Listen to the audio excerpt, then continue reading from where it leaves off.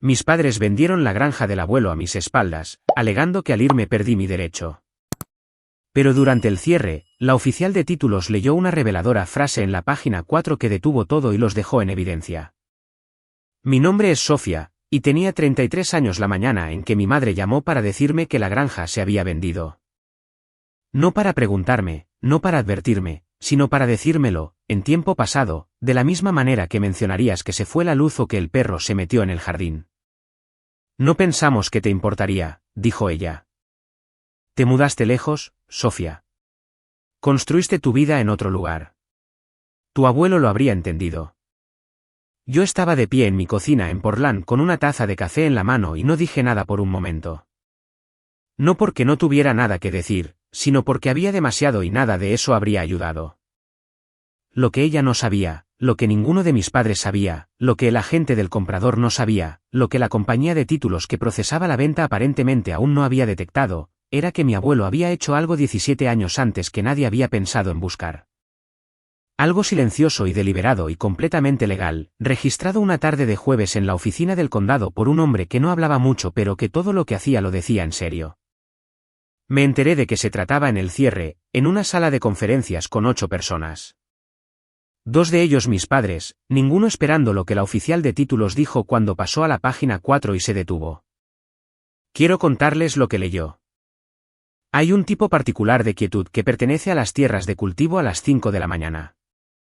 No es el silencio de la ausencia. Es el silencio de todo lo que está presente y esperando. Los pájaros aún no han empezado, el rocío todavía está en la hierba, la maquinaria fría en el cobertizo. Mi abuelo solía decir que los mejores pensamientos ocurrían en esa hora antes de que el día tuviera opiniones sobre lo que debías hacer con él. Crecí pasando los veranos en su granja en el valle de Willamette, a las afueras de un pueblo llamado Dayton, Oregón. No el famoso, el pequeño, aquel donde la ferretería cierra a las 4 y el restaurante ha tenido la misma vitrina de pasteles durante 30 años. Mi abuelo se llamaba Henry. Henry Hank Miller. Era un granjero de tercera generación que cultivaba uvas para vino en la ladera sur y heno en las llanuras, y mantenía una sección de 1/4 de acre de abetos de Douglas antiguos a lo largo del arroyo que se negaba a talar porque su propio abuelo los había plantado y sentía que eso significaba algo. Tenía 61 años cuando yo nací y 78 cuando murió. Y en esos 17 años fue la presencia más constante en mi vida, más constante que mis padres, que no eran malas personas pero sí distraídas. Mi padre trabajaba largas horas en seguros comerciales en Portland. Y mi madre dirigía un pequeño negocio de planificación de eventos que consumía su atención de la manera desigual, de todo o nada, que tienden a tener las pequeñas empresas. Estaban presentes en lo que contaba para la escuela, la salud y la seguridad, y algo ausentes en lo que contaba para todo lo más silencioso que eso. Henry no estaba ausente. Henry siempre estaba ahí. Cada junio, desde que tenía 5 hasta los 17, tomaba el autobús de Portland a Dayton, 2 horas y un transbordo en Minville. Y Henry me esperaba en la parada en su camioneta azul, que siempre estaba polvorienta y siempre tenía un termo de café en el portavasos, aunque yo era una niña y no bebía café, porque eso era simplemente lo que la camioneta contenía.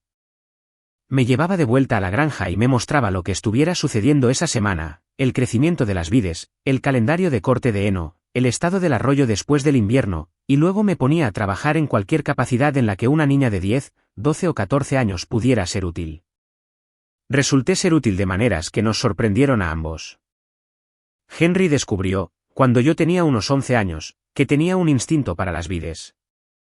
No solo que me gustaban, aunque así era, sino que podía mirar un sarmiento y decirte algo sobre él. Cuáles necesitaban ser podados, cuáles crecían en una dirección que daría sombra a algo que no deberían. No podría haber explicado el razonamiento a los 11 años. Era más físico que verbal, más una cuestión de mirar hasta que la respuesta surgía que de cualquier conocimiento técnico. Pero Henry se dio cuenta y empezó a enseñarme el conocimiento técnico que acompañaba al instinto. Y para cuando tenía 14 años, podía hacer una evaluación completa de la canopia en una hilera de pino Unoir y anotarla en el cuaderno como lo hacía él. Los cuadernos. Henry llevaba cuadernos como algunas personas llevan registros financieros, organizados por año y por bloque, con referencias cruzadas con notas sobre el suelo, observaciones meteorológicas y datos de rendimiento que se remontaban a principios de la década de 1970. Tenía un estante lleno de ellos en la oficina de la granja, unos 40 volúmenes con cubiertas de tela verde con el año escrito en el lomo con su caligrafía deliberada y uniforme. Empezó a enseñarme a leerlos cuando tenía 12 años y a contribuir en ellos cuando tenía 13, lo que significaba que, a partir de 2004, mi letra aparece en los márgenes de esos cuadernos. Pequeñas observaciones, preguntas, alguna medida ocasional que tomé cuando a Henry le dolía la cadera y me enviaba sola. Esos cuadernos eran lo más parecido a un retrato de la granja que existía. Registraban lo que se le había pedido a la tierra que hiciera, lo que había devuelto, lo que se había negado a dar y por qué. Henry dijo una vez que una granja sin registros es solo tierra. Los registros son lo que la convierten en un lugar. Decía una versión de eso cada año con diferentes palabras, y yo lo entendía de manera diferente a diferentes edades. A los 12, significaba los cuadernos. A los 16, significaba los registros de impuestos que me mostró, los informes de rendimiento que presentaba a la cooperativa vinícola, las evaluaciones del suelo del servicio de extensión. A los 22, cuando tenía mi primer trabajo en una firma de planificación del uso del suelo en Portland y empezaba a entender lo que realmente decían los documentos legales, significaba algo más.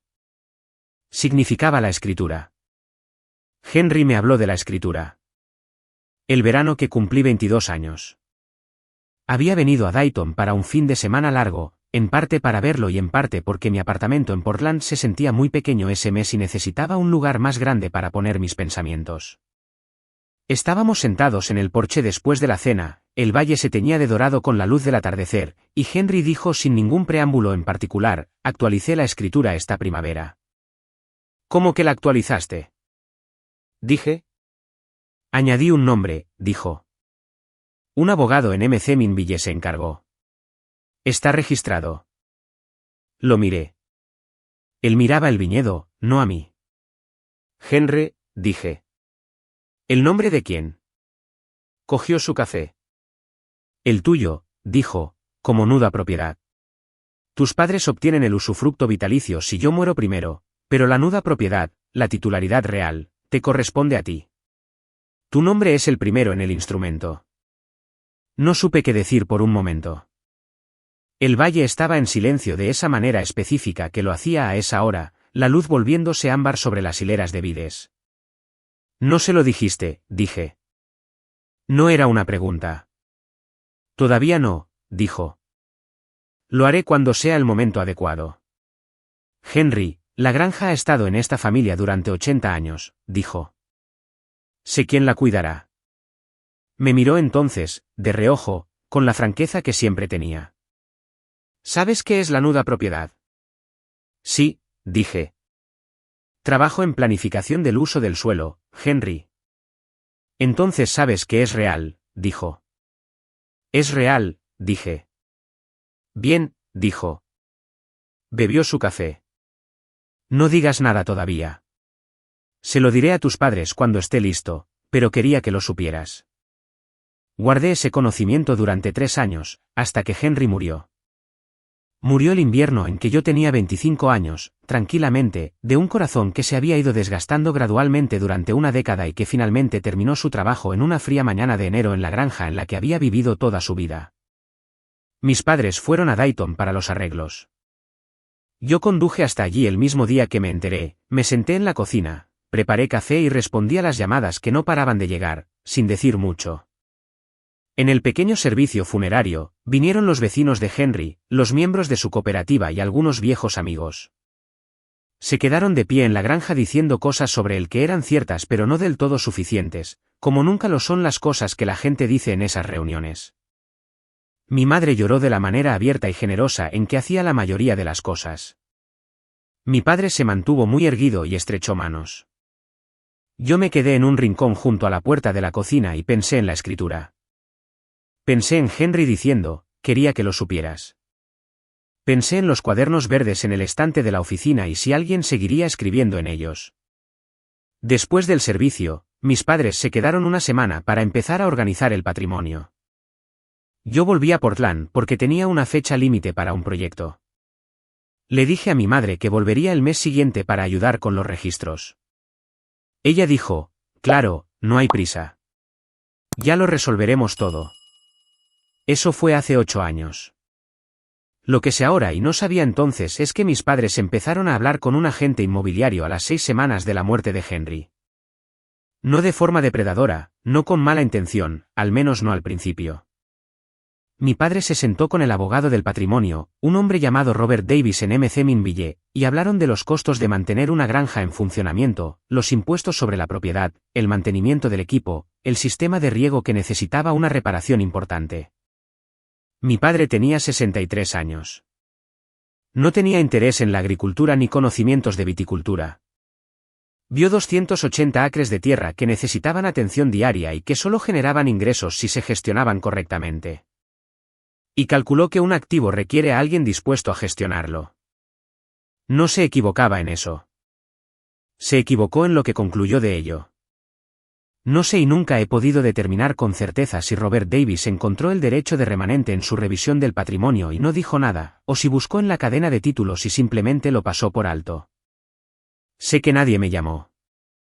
Sé que nadie mencionó la actualización de la escritura de la que Henry me había hablado. Sé que durante 8 años, mientras yo construía una carrera en planificación del uso del suelo en Portland y volvía a casa en Dayton para el Día de Acción de Gracias. Y una vez me tomé un fin de semana largo en la granja para caminar sola por las hileras de vides y escribir en uno de los viejos cuadernos solo para sentir la continuidad. Durante todo ese tiempo, nadie pensó en mirar con atención lo que Henry había registrado en la oficina del condado. O si miraron, no miraron la página 4. Lo primero que supe de todo esto fue una llamada telefónica un miércoles por la mañana en octubre. Estaba en mi escritorio. Tenía un análisis de sitio abierto en una pantalla y el borrador de un correo electrónico en la otra. Mi madre llamó, lo cual no era inusual. Llamaba cada 1 o 2 semanas, largas y habladoras llamadas sobre el negocio de eventos, el handicap de golf de mi padre y cualquier cosa que hubiera leído recientemente. Contesté con esa media atención particular de quien espera una conversación cómoda. Tengo noticias, dijo. Hemos vendido la granja. Dejé mi bolígrafo. Perdón. La granja en Dayton. Aceptamos una oferta la semana pasada y el cierre es el mes que viene. Es una buena venta. Una empresa de gestión de viñedos del Valle de Willamette. Quieren ampliar sus propiedades. Tu padre está muy satisfecho. La frase, tu padre está muy satisfecho, le hizo algo a la calidad de mi atención. Me quedé muy quieta. Mamá, dije, cuando la pusieron a la venta. Oh, hemos estado trabajando en ello desde la primavera. Robert encontró a los compradores. Ha sido maravilloso trabajar con ellos, muy profesionales. ¿Desde la primavera? Dije. Es octubre. No queríamos preocuparte, dijo. Estás tan ocupada con tu trabajo, y sabíamos que tendrías opiniones. Habría tenido opiniones, dije. Sí, Sofía. Su voz cambió al registro que usaba cuando se sentía incomprendida. Te mudaste a Portland. Tienes tu vida allí. La granja es. Era demasiado para gestionar, y tu padre y yo no nos estamos haciendo más jóvenes, y francamente, costaba más mantenerla de lo que ingresaba con cómo han estado los precios de la cooperativa. ¿Revisaron la escritura? Dije. Una breve pausa. ¿Qué quieres decir? ¿La escritura de propiedad? Alguien miró el instrumento registrado actual de la propiedad. Robert se encargó de todo eso, dijo con una ligera impaciencia de alguien que no entiende por qué se hace una pregunta. Para eso está el abogado. No le hablé del derecho de remanente. Lo pensé. Pensé en Henry en el porche diciendo, quería que lo supieras, y en él muriendo antes de que fuera el momento adecuado para decírselo, y en 8 años de un documento guardado en la oficina de registro del condado esperando a que alguien lo leyera. ¿Cuándo es el cierre? Dije. Me dijo que en 3 semanas. Una compañía de títulos en MC Minville estaba procesando la transacción. El abogado del comprador volaba desde San Francisco. Necesitaré la información de la compañía de títulos, dije. Otra pausa, esta vez más larga. ¿Por qué? Porque voy a llamarlos, dije. Puede que haya algo en la cadena que necesiten ver. Sofía, Robert se ha encargado. Mamá, dije con calma. El nombre y el número de la compañía de títulos, por favor. Me lo dio. Su voz se había vuelto cautelosa, como se ponía cuando sentía que una conversación se había desviado a un lugar que no entendía del todo. Colgué y me senté un momento mirando el análisis del sitio en mi pantalla. Luego abrí una nueva pestaña en el navegador y busqué en la base de datos de registros del condado de Yamil. Introduje el número de parcela que había memorizado años atrás, de la forma en que memorizas algo que has mirado tantas veces que vive en ti. Apareció la cadena de títulos. Me desplacé hasta el instrumento que el abogado de Henry había presentado 17 años antes. Estaba allí, registrado, sellado y en regla. Ningún instrumento posterior que afectara al derecho de remanente. Mi nombre en la descripción legal, el primero en el instrumento después del de Henry. Llamé a la compañía de títulos. Pregunté por la oficial de Plica que manejaba la parcela de Dayton. Me transfirieron 2 veces y luego hablé con una mujer llamada Susan, que tenía el porte eficiente y medido de alguien que procesa muchas transacciones y ha aprendido a mantener la calma cuando las cosas se complican. Le dije mi nombre. Le dije que llamaba en relación con una parcela en Plica y que tenía razones para creer que había un instrumento registrado en la cadena de títulos que podría afectar la transacción. Ella buscó el archivo. Oí el sonido de los clics del teclado. ¿Puede darme el número del instrumento?, dijo. Se lo di. Más clics. Una pausa que tenía una calidad diferente a las pausas anteriores. Señorita Miller, dijo lentamente. Estoy mirando esto. ¿Cuándo se le informó de este instrumento? Mi abuelo lo registró hace 17 años, dije. Me lo contó en su momento. Otra pausa. Voy a tener que marcar esto para nuestro examinador de títulos, dijo. Y necesitaré hablar con el abogado vendedor. ¿Puedo devolverle la llamada en 1 hora? Por supuesto, dije. Llamó de vuelta en 40 minutos. Su voz era serena, pero había algo cauteloso en ella. La precisión de alguien que ha identificado un problema y lo está gestionando profesionalmente. Señorita Miller, dijo, el instrumento es válido. Está en la cadena. Tengo que ser honesta con usted. Debería haber sido detectado en nuestra búsqueda inicial de títulos. No tengo una explicación de por qué no lo fue. Vamos a necesitar abordar esto antes de que el cierre pueda proceder. Entiendo, dije. Las partes necesitarán saberlo, dijo, incluidos los compradores. Creo que es lo correcto, dije. Estará disponible para asistir al cierre en persona. Tenía una visita a un sitio programada esa semana en Ben, un proyecto en el que había estado trabajando durante 4 meses. Miré mi calendario. Moví la visita al sitio. Sí, dije. Estaré allí. La llamada con mi madre llegó 90 minutos después. La oficina de Susan se había puesto en contacto con Robert Davis, y Robert había llamado a mis padres. Y la voz de mi madre cuando me llamó era una versión de sí misma que no había oído antes. Estrechamente controlada, tratando de mantenerse razonable, con algo debajo que no era exactamente ira ni miedo, pero que estaba adyacente a ambos. Robert dice que hay un problema con la escritura, dijo. No hay ningún problema con la escritura, dije. La escritura es exactamente lo que el abuelo Henry pretendía que fuera. Él nunca. Se detuvo. Nunca nos mencionó esto. Me lo mencionó a mí, dije.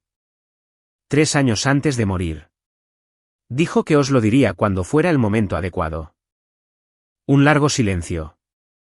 Sofía, dijo, ya hemos aceptado una oferta. Los compradores han hecho su debida diligencia.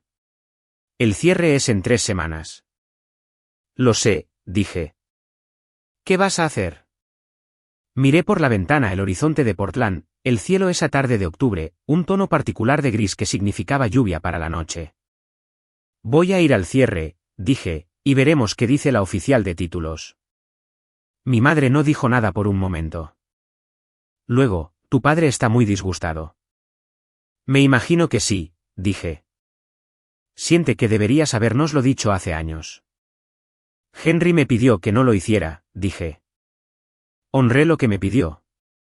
Otro silencio. Los compradores vuelan desde San Francisco, dijo. Lo sé, dije. Nos vemos en el cierre. Colgué.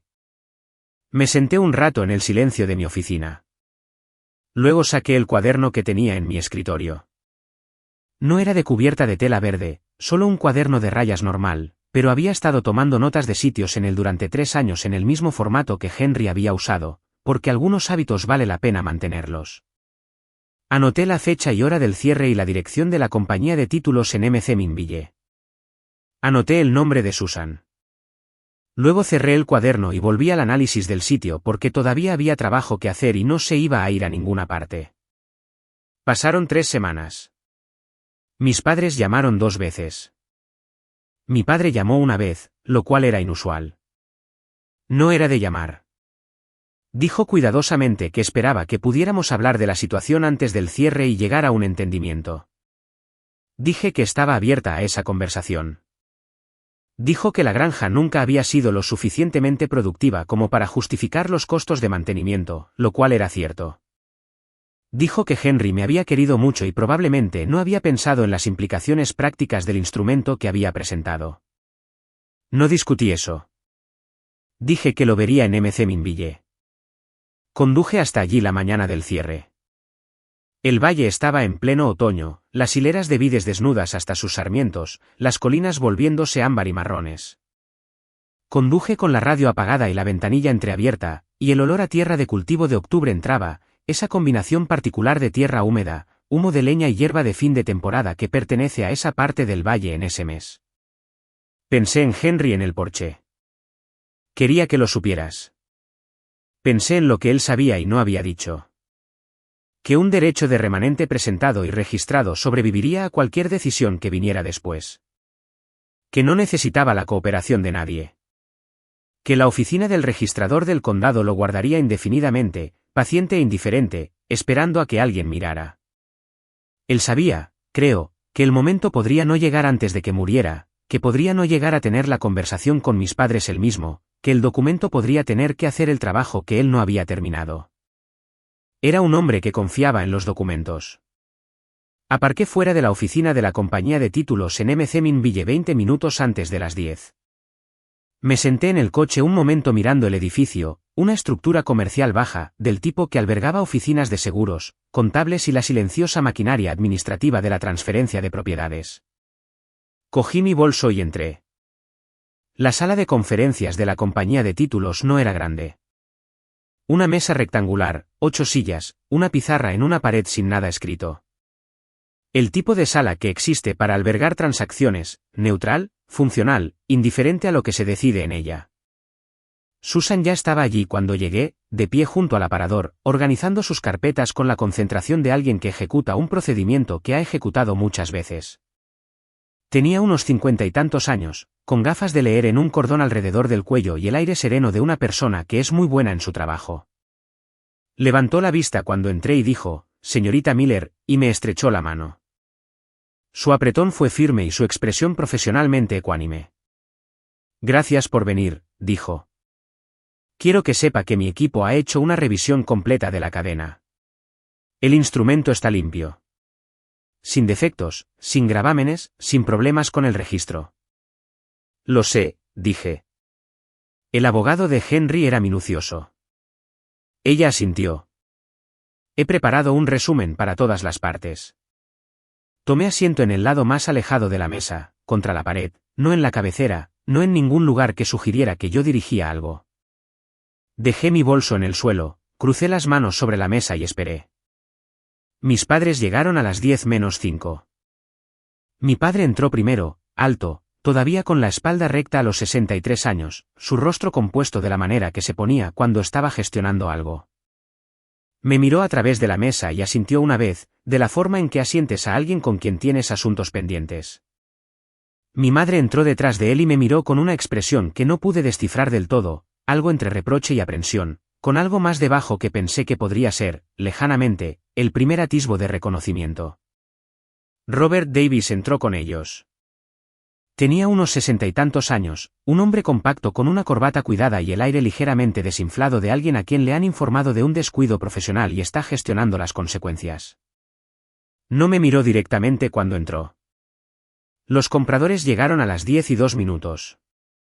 El comprador principal era un hombre llamado Michei, de unos 50 años, traje elegante, la soltura practicada de alguien que hace adquisiciones regularmente. Lo acompañaba su propia abogada, una mujer llamada Patricia, que había volado desde San Francisco y llevaba un portafolio de cuero que dejó sobre la mesa con la eficiencia de alguien que factura por horas. Detrás de ellos venía un hombre más joven que parecía ser el gerente de operaciones de Michei y un segundo abogado, local, que había sido contratado para manejar los requisitos de presentación de Oregón. 8 personas en la sala. Susan en la cabecera de la mesa con sus archivos. La pizarra en blanco detrás de ella. Michei miró alrededor de la sala cuando se sentó, una rápida inspección profesional, y su mirada se detuvo en mí una fracción de segundo, de la forma en que se detiene en algo inesperado. Le habían dicho, supuse, que había una complicación. No conocía los detalles. Patricia, la abogada, sabría más. Susan abrió el procedimiento. Explicó el orden del día. Revisarían el compromiso de título, abordarían el asunto de la cadena de títulos que ella había señalado, y luego procederían con los documentos de cierre si todas las partes estaban de acuerdo sobre el estado de la propiedad. Dijo esta última frase con cuidado, de la manera en que las personas que hacen este trabajo dicen las cosas cuando saben que la fraseología cuidadosa importa. Mi padre dijo, resolvamos esto de manera eficiente. Todos tenemos agendas. Por supuesto, dijo Susan. Abrió su carpeta. Repasó el compromiso, las excepciones de la póliza, los impuestos al día, las servidumbres reveladas. Revisó el levantamiento topográfico. Confirmó la descripción legal. Luego dijo, necesito dirigir la atención de todos a un instrumento en la cadena de títulos que fue identificado durante nuestra revisión. Fue registrado hace 17 años y no fue señalado en nuestra búsqueda inicial. Quiero disculparme por ese descuido. El instrumento es válido y está en regla, y afecta la disposición de esta propiedad. Patricia se enderezó ligeramente en su asiento. La expresión de Michei no cambió, pero algo en ella se aquietó. Robert Davis miró la mesa. Mi madre puso las manos planas sobre la superficie frente a ella. Susan abrió la página correspondiente en su documento de resumen. Deslizó copias a cada asiento, había preparado 8, una para cada uno, y le dio a la sala 30 segundos para mirar el documento antes de empezar a leer. El instrumento, dijo, es una escritura de derecho de remanente registrada en el condado de Yamil hace 17 años por el otorgante, Henry Miller. Transfiere un derecho de remanente indiviso en la propiedad en cuestión, la parcela completa de 280 acres, incluidas las mejoras, y la servidumbre de madera en pie a lo largo del límite del arroyo, a la siguiente beneficiaria del remanente nombrada. Hizo una pausa, no por dramatismo. Hizo una pausa porque había llegado al nombre en el documento y quería leerlo con precisión. Sophia Miller, dijo, la nieta del otorgante. Dejó el resumen. Michei miró a su abogada. Patricia ya estaba leyendo la copia que tenía delante, sus ojos moviéndose rápidamente por la página. Su bolígrafo, que había estado en su mano, dejó de moverse. Las manos de mi madre, planas sobre la mesa, no se movieron. Algo en su rostro cambió de una manera que no había visto antes. Una realineación, lenta y profunda, como el suelo asentándose. Mi padre me miró. Fue una mirada larga. No había ira en ella que pudiera ver, solo la expresión particular de un hombre cuyo modelo de una situación ha sido reemplazado abruptamente por uno diferente. Robert Davis no dijo nada. Estaba mirando el resumen del instrumento con la atención fija de un hombre que revisa su propio error. Susan continuó, el efecto legal de este instrumento es que el derecho de remanente sobre la propiedad total al concluir el usufructo vitalicio, se confirió a la señorita Miller tras el fallecimiento del otorgante. El usufructo vitalicio que ostentaban los hijos del otorgante terminó en ese momento. El pleno dominio del título de la propiedad en cuestión lo ostenta actualmente la señorita Miller. Patricia levantó la vista de su copia. Los vendedores no tienen el pleno dominio, dijo. No era una pregunta. Era una confirmación profesional de lo que acababa de leer. Eso es correcto, dijo Susan. La sala se quedó en silencio por un momento. El gerente de operaciones de Michei, el hombre más joven al final de la mesa, miró a Michei. Michei no le devolvió la mirada. El cierre no puede proceder tal como está estructurado, dijo Patricia, todavía en el registro profesional, el que mantiene las cosas en movimiento en lugar de dejar que se derrumben. Me miró. Señorita Miller, ¿está representada por un abogado? Soy planificadora del uso del suelo, dije. Entiendo el instrumento. Le recomendaría que contratara a un abogado antes de proceder. Planeo hacerlo, dije. Quería estar presente hoy. Michei dijo a la sala en general y a nadie en específico, ¿cómo se pasa por alto algo como esto? Su voz era uniforme, la voz de un hombre que gestiona una frustración costosa. Carol dijo, nuestro examinador lo pasó por alto en la búsqueda inicial. No tengo una explicación satisfactoria. Revisaremos nuestro proceso. Quiero dejar claro que el instrumento en sí no está en duda. Fue debidamente registrado, debidamente indexado y ha sido válido desde la fecha de su registro. Mi padre dijo en voz baja, Henry nunca nos lo dijo. No, dije. No lo hizo. La atención de la sala se centró en mí. No de una vez. Gradualmente, de la forma en que se mueve la atención cuando alguien ha dicho lo que explica lo que la sala ha estado tratando de entender. Me lo dijo a mí, dije. El verano que tenía 22 años. Dijo que os lo diría cuando fuera el momento adecuado. Miré a mi padre. Murió antes de poder hacerlo. Mi padre me sostuvo la mirada por un momento. Su expresión era algo para lo que no tenía un nombre claro. La combinación particular de pérdida y reconocimiento que ocurre cuando una persona entiende por primera vez algo sobre alguien a quien amaba y que ya no está allí para explicarse. Apartó la mirada. Patricia pidió un receso de 30 minutos. Susan estuvo de acuerdo. La sala se dividió. Michei y su equipo al pasillo. Mis padres y Robert a la pequeña sala de espera cerca de la entrada. Susan se quedó en la sala de conferencias para organizar el archivo. Yo también me quedé. Me senté con mi copia del resumen del instrumento y lo leí de nuevo, no porque no supiera lo que decía, sino porque leerlo en forma impresa, con el encabezado de Susan y el sello del registrador del condado reproducido en la esquina. Lo hacía completamente real de una manera que el registro de la base de datos en mi pantalla no había logrado del todo. Susan sirvió 2 tazas de café del aparador. Puso una delante de mí sin que se lo pidiera. Se sentó a su lado de la mesa y miró su archivo. Usted ha sabido de esto durante mucho tiempo, dijo. No era una acusación. Era una observación. 17 años, dije. Ella asintió. Bebió su café. Su abuelo, dijo, era un planificador. Lo era, dije. El receso duró 45 minutos. Cuando todos volvieron, la energía en la sala había cambiado. La eficiencia transaccional de la mañana había sido reemplazada por algo más cuidadoso, más deliberado. Michei se sentó y cruzó las manos sobre la mesa, y la postura decía, soy un profesional y voy a manejar esto como tal. Patricia dijo que necesitarían reestructurar el acuerdo de compra. El contrato de compraventa existente era nulo tal como estaba redactado, ya que los vendedores habían representado tener el pleno dominio que no poseían.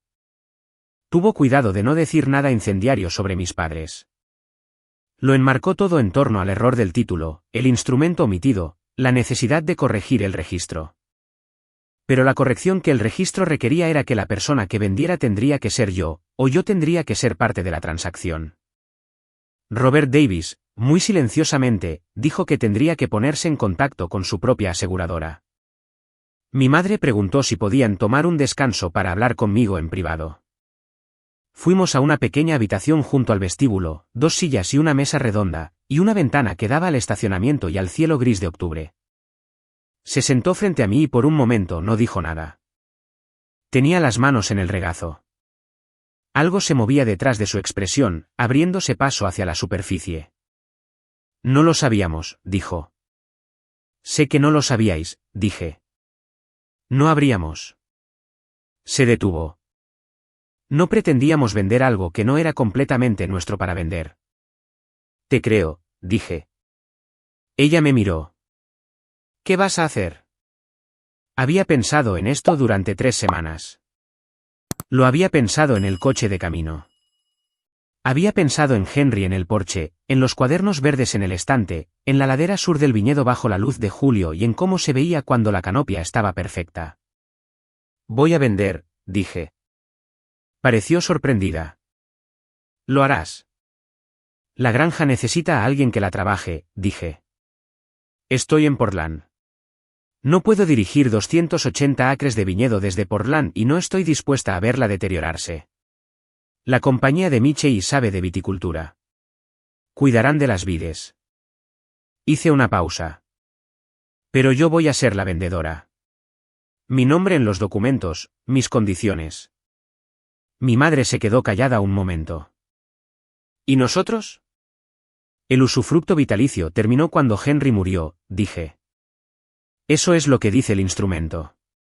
Hablaré con un abogado y resolveremos lo que es justo, pero la propiedad es mía para venderla. Se miró las manos. Tu abuelo te quería mucho, dijo. Lo sé, dije. Yo también lo quería. Volvimos a la sala de conferencias. Le dije a Patricia que estaba dispuesta a proceder con una transacción reestructurada, sujeta a la contratación de mi propio abogado y a la renegociación de los términos. Michey me miró por un momento y luego asintió una vez, de la manera de alguien que se ha recalibrado y está preparado para seguir adelante.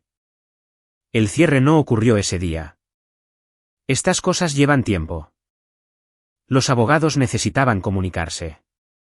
La póliza de título necesitaba ser reemitida. Mi propio abogado, un abogado de propiedad en Portland llamado Marcus Cole, a quien llamé desde el estacionamiento antes de subir a mi coche, necesitaba revisar la cadena y asesorarme sobre la estructura de la transacción.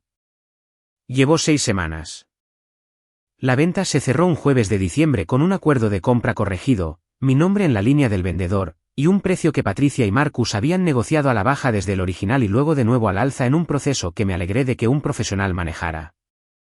El número final estaba dentro del 4% de la oferta original, lo que Marcus dijo que era un resultado razonable dadas las circunstancias. La aseguradora de errores y omisiones de la compañía de títulos estuvo en contacto con la oficina de Robert Davis durante todo el proceso. No conozco los detalles de lo que resolvieron. No era mi asunto gestionarlo. Mis padres recibieron una parte de las ganancias. Mi abogado estructuró un acuerdo que reconocía la propiedad práctica del patrimonio durante los años posteriores a la muerte de Henry, los costos de mantenimiento que habían pagado, el mantenimiento que habían hecho. No era lo que mi madre había esperado de la venta original, pero era justo, y mi abogado lo dijo, y Marcus Cole no tenía ninguna razón para decir cosas que no fueran ciertas. Mi padre me llamó la semana después del cierre. Me preguntó cómo estaba. Dije que estaba bien. Dijo que el viñedo se veía bien cuando pasó por allí la semana pasada, que se había detenido en la carretera y había mirado la ladera sur. Dije que el bloque de pino Noir en la ladera sur era el mejor terreno de la propiedad. Dijo que Henry siempre decía eso. Lo hacía, dije. Una pausa. Era un hombre complicado, dijo mi padre. Era un hombre preciso, dije. Mi padre dijo, supongo que sí. Y luego, después de un momento, me alegro de que te lo dijera. No respondí a eso de inmediato. Miré por la ventana el horizonte de Portland, que estaba haciendo lo suyo de diciembre. Cielo bajo y gris, los edificios volviéndose borrosos bajo la lluvia. Quería que alguien lo supiera, dije. Quería que la tierra fuera a un lugar intencional. ¿Lo hizo? Dijo mi padre. Pensé en el gerente de operaciones de Michey, que me había llamado 2 semanas después del cierre para presentarse y preguntarme si estaría dispuesta a responder algunas preguntas sobre el historial de gestión de las vides, los registros de la canopia, las evaluaciones del suelo. El calendario de rotación. Había pasado 1 hora al teléfono con él. Le había hablado de los cuadernos. Creo que sí, dije. Envié los cuadernos de tela verde al equipo de Michey por mensajería la semana siguiente. Los más de 40 volúmenes. Fotografié cada página primero y guardé el archivo digital, pero los cuadernos mismos pertenecían a la granja, de la misma manera que las notas de suelo de Henry siempre habían pertenecido a la tierra que describían. Me quedé con el levantamiento topográfico de 1911. Henry me lo había mostrado una vez, un plano dibujado a mano de una concesión de tierras del condado, doblado y redoblado hasta que los pliegues eran tan suaves como la tela. Lo había encontrado en una caja en el ático cuando estaba limpiando las cosas de su propio padre. Lo guardaba en el cajón plano de su escritorio de oficina, debajo de las copias de la escritura, los registros de impuestos y los archivos de correspondencia. Cuando limpié la oficina de la granja después del cierre, lo encontré todavía allí. Me lo llevé a casa. Ahora vive en una funda de archivo plana en la parte trasera de mi archivador, junto a la copia certificada del instrumento de derecho de remanente. 2 documentos del mismo pedazo de tierra, separados por 100 años. Ambos registrando la intención de alguien sobre en qué debería convertirse la tierra. El abogado de Henry me dijo, cuando lo llamé para agradecerle después del cierre, que Henry había sido muy específico sobre el instrumento que quería registrar, que lo había pensado durante mucho tiempo antes de ir. Que le había pedido al abogado que le leyera el instrumento 2 veces antes de firmar. Dijo que quería que se hiciera bien, me dijo el abogado. Dijo que había alguien que sabría qué hacer con él cuando llegara el momento. Sigo pensando en eso. No de una manera pesada, solo de la forma en que guardas algo que te dice algo verdadero sobre una persona que amabas. Henry no sabía cuándo llegaría el momento. No sabía si estaría allí para verlo, pero presentó el documento y confió en que la oficina del registrador del condado lo guardaría, y confió en que yo sabría lo que significaba cuando alguien lo leyera en voz alta. Tenía razón en eso. Casi siempre la tenía. Henry solía decir, la tierra recuerda a quien la respetó.